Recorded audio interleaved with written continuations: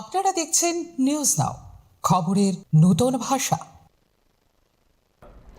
দক্ষিণ ত্রিপুরার শান্তির বাজার মহকুমায় উন্নয়নের নতুন দিগন্ত উন্মোচনের লক্ষ্যে আগামী 31শে জুলাই একাধিক গুরুত্বপূর্ণ প্রকল্পের শুভ উদ্বোধন ও শিলান্যাস অনুষ্ঠিত হতে চলেছে।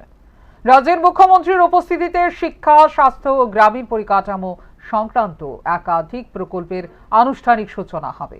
মূল অনুষ্ঠানটি অনুষ্ঠিত হওয়ার কথা রয়েছে শান্তির বাজার মহকুমার বীরচন্দ্র মনু টুইকর্মা PM শ্রী দ্বাদশ শ্রেণী বিদ্যালয় মাঠে।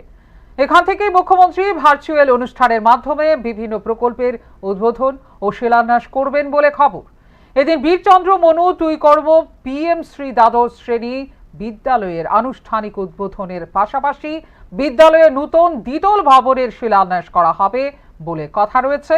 মুখ্যমন্ত্রীর আগমনকে ঘিরে তাই চলছে চূড়ান্ত প্রস্তুতি।